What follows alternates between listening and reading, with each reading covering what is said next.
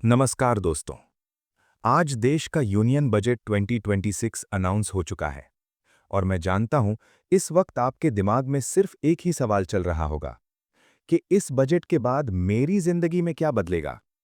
Salary बढ़ेगी या नहीं, महंगाई कम होगी या नहीं, जॉब मिलेगी या नहीं, बिजनेस चलेगा या नहीं, और अगर आप ट्रेडिंग या इन्वेस्टमेंट करते हो तो पैसा बनेगा या कटेगा। इस पूरे ऑडियो में मैं कोई पॉलिटिक्स नहीं करूंगा, कोई भाषण नहीं लूंगा, सिर्फ सीधी बात करेंगे। बजट में क्या अनाउंस हुआ और इसका असर सीधा आप पर क्या पड़ेगा। और हाँ, आगे कुछ ऐसे पॉइंट्स हैं जो न्यूज़ हेडलाइंस में क्लियरली नहीं बताए गए, इसलिए एंड तक सुनना इंपॉर्टेंट है। और दोस्तों, अगर आप ऐसे ही बजट, इकोनॉमी और पैसों से रिलेटेड बातें सिंपल लैंग्वेज में समझना चाहते हो तो चैनल को सब्सक्राइब कर लीजिए, ताकि आने वाले दिनों में आप कोई इंपॉर्टेंट अपडेट मिस न करें। अब शुरू करते हैं।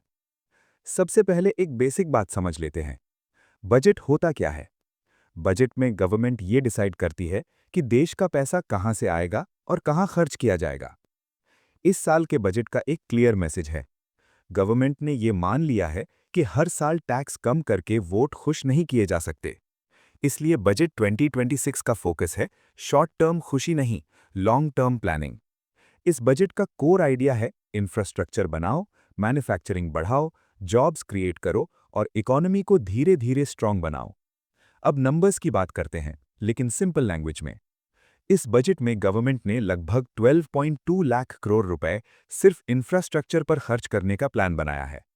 इस पैसों से रोड्स बनेंगी, हाईवेज बनेंगे, रेलवेज इंप्रूव होंगी, पोर्ट्स और वाटरवेज डेवलप होंगे। इसका मतलब क्या है?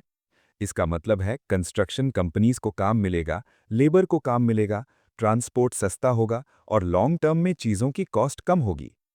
फिस्कल डिफिसिट यानी गवर्नमेंट का उधार, उससे भी कंट्रोल में रखा गया है। सिंपल शब्दों में बोलें तो गवर्नमेंट खर्च भी कर रही है और उधार भी संभाल के ले रही है। अब आते हैं सबसे सेंसिटिव टॉपिक पर, इनकम टैक्स। अगर आप सैलरीड हो या मिडिल क्लास फैमिली से हो तो यहाँ आप थोड़ा डिसअपॉइंटेड हो सकते हो। इस बजट में इनकम टैक्स स्लैब्स में कोई मेजर चेंज नहीं किया गया। स्टैंडर्ड डिडक्शन भी सेम है। मतलब सीधी बात यह है कि आपके हाथ में सैलरी का पैसा ज्यादा नहीं आने वाला। इस बजट का सच यही है। हाँ, कुछ छोटे चेंजेस हुए हैं। जैसे अगर आप फॉरेन ट्रैवल करते हो तो ओवरसीज टूर पर टीसीएस को कम करके 2% कर दिया गया है। आईटीआर रिवाइज करने का टाइम भी थोड़ा बढ़ाया गया है, जिससे कंप्लायंस थोड़ी इजी हो जाती है।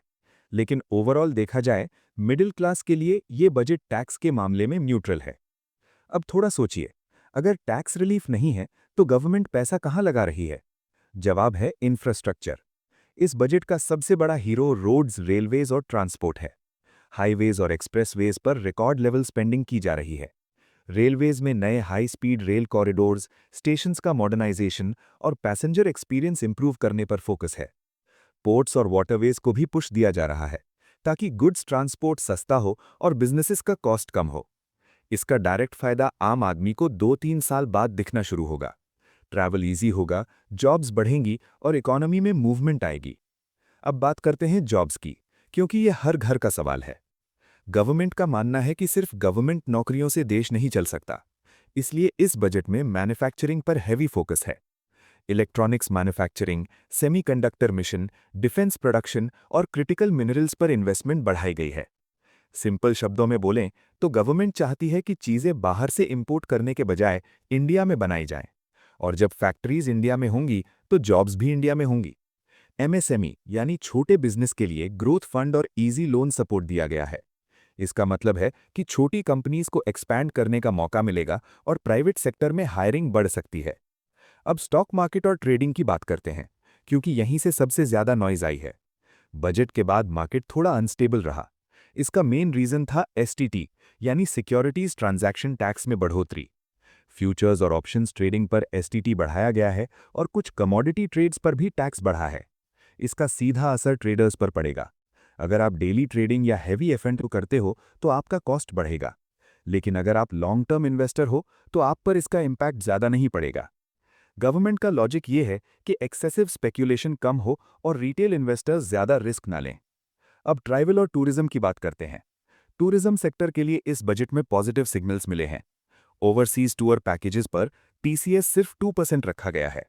हेरिटेज साइट्स डेवलप की जाएंगी, मेडिकल टूरिज्म हब्स बनेंगे और टूरिस्ट इंफ्रास्ट्रक्चर इंप्रूव होगा। इसका फायदा ये होगा कि टूरिज्म एरियाज में लोकल लोगों को काम मिलेगा और छोटे बिजनेसेस ग्रो करेंगे। अब एग्रीकल्चर की बात करते हैं। इस बजट में पल्सेस, फिशरीज, कॉटन और क्वालिटी सीड्स पर फोकस दिया गया है। एआई बेस्ड फार्मिंग एडवाइजरी और प्रोडक्टिविटी बढ़ाने की बात की गई है। लेकिन सच ये है कि इस साल एग्रीकल्चर बजट का मेन फोकस नहीं था। ज्यादा ध्यान इंफ्रा और मैन्युफैक्चरिंग पर रहा। एजुकेशन और स्किल्स के लिए गवर्नमेंट ने ये माना है कि सिर्फ डिग्री का जमाना खत्म हो रहा है। इसलिए एजुकेशन को एम्प्लॉयमेंट से जोड़ने पर जोर दिया जा रहा है। एआई, टेक्नोलॉजी और इंडस्ट्री रेडी स्किल्स पर फोकस किया जा रहा है, ताकि स्टूडेंट्स जॉब रेडी हो सकें। डिफेंस सेक्टर में भी बजट एलोकेशन बढ़ाया गया है। ज्यादा डिफेंस इक्विपमेंट इंडिया में ही बनाने पर जोर दिया गया है, जिससे लॉन्ग टर्म में मैन्युफैक्चरिंग और एम्प्लॉयमेंट दोनों को फायदा मिलेगा। अब अगर पूरे बजट को एक लाइन में समझा जाए तो बात सिंपल है। इस बजट में तुरंत टैक्स रिलीफ नहीं है, लेकिन लॉन्ग टर्म ग्रोथ की प्लानिंग है।